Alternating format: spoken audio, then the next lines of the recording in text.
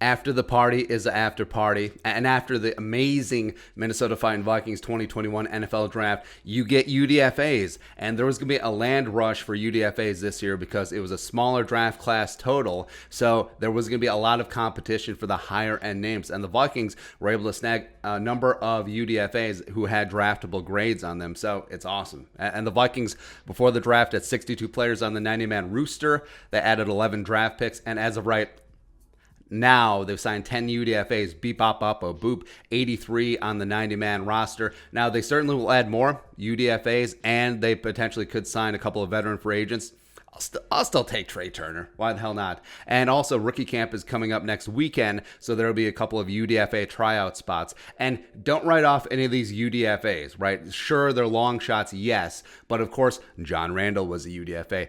Adam Jerome, Ezekiel Thielen, CJ Ham, Marcus Sherrills were all UDFA tryouts. Not even UDFA signees. They had to try out for their spot. They got one, and they got it done. So meet the Vikings 10 UDFAs as of right now. First one, important one, kicker Riley Patterson coming out of Memphis, 5'10", $181. Now, he arguably was the best kicker in the draft. He was certainly up there with McPherson and Borregales. Only McPherson got drafted, only kicker selected this year. But he's a 4-year starter at Memphis, 15-22 on field goals in 2020. Did have a 47-yard game winner versus Houston. Ice in the veins. He was also 23 of 25 his junior year in 2019. Will compete with Greg Joseph, going to get it on for that kicker position. Hopefully replacing Dan Bailey and with someone of decent caliber. Next, running back AJ Rose coming out of Kentucky, 6'1", 210, aka Asim Rose. Now, you already drafted Kene Ngwangu in the 4th round, and you're just adding him to a pretty solid running back room with Dalvin Cook, Alexander Madison, and Amir Abdullah.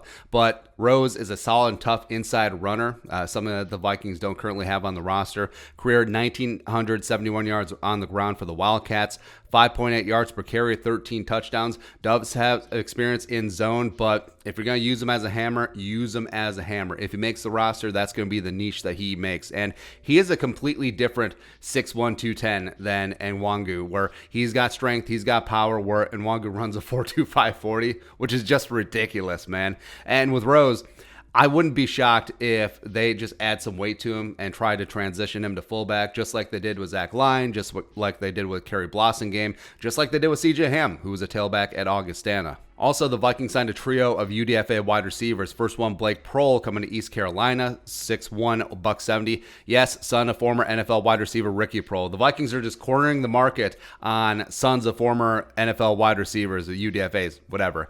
Career 130 receptions, 1,576 yards receiving, 9 touchdowns for East Carolina. Go Pirates. Ran a 4.47 40 at his pro day, and he primarily worked on the outside, but could kick into the slot at the NFL level. Does not have significant kick or punt return experience. Next one is probably my favorite UDFA so far. Whop Philyor, coming out of Indiana, 5'11", $185, and he is so much fun, man. And the Vikings only drafted one wide receiver in this deep class, Ihmir Smith-Marsette, in the 5th round because they knew that the UDFAs were going to be solid.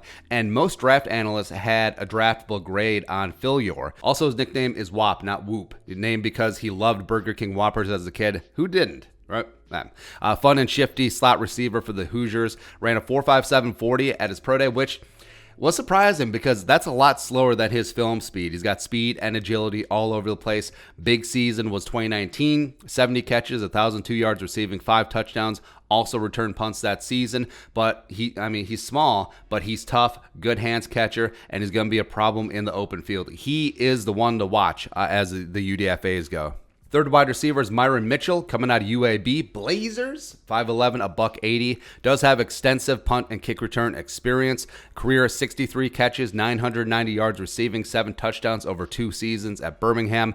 Was at Butler Community College before that. Special teams could be the way that he makes an impact. On to the defense. Andre Patterson gets another long, lengthy edge prospect. So Zeandae Johnson coming out of Cal, 6'3", 270. Cameron Bynum's teammate, has size and length, good versus the run. Career 49 pressures, 5.5 sacks, 10 tackles for loss. And he's listed as defensive end, but he played all along the defensive line. He played open side DN, close side DN, 3-tech, 5-tech. So he brings that versatility to the Vikings.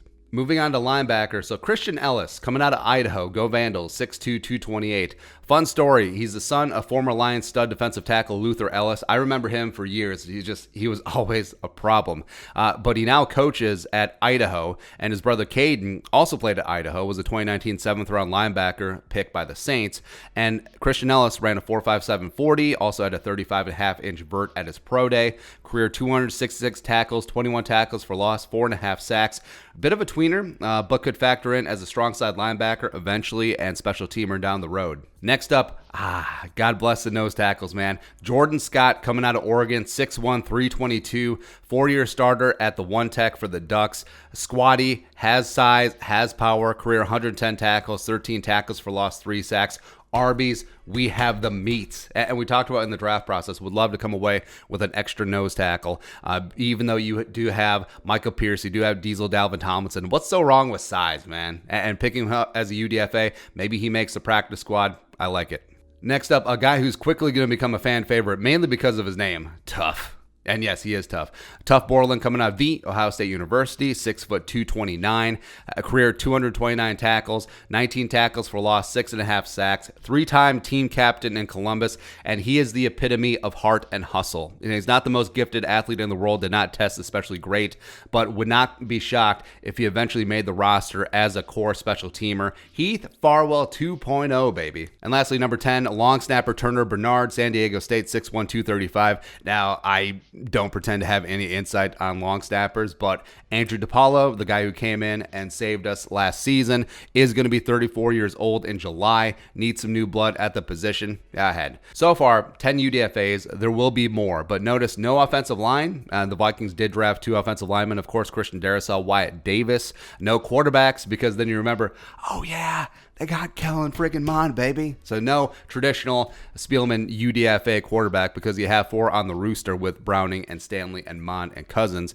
And also, no cornerbacks, even though Spielman said that he would be aggressive on UDFA cornerbacks. They didn't draft one because Cameron Bynum, even though he played corner in college, is going to be converting to safety. So something may be amiss. Something may be going on right now, but we'll see what happens. Now, all I see is 10 UDFA John Randles. The 10 future Hall of Famers. Riley Patterson is going to lead all kickers in career sacks. Mark my words.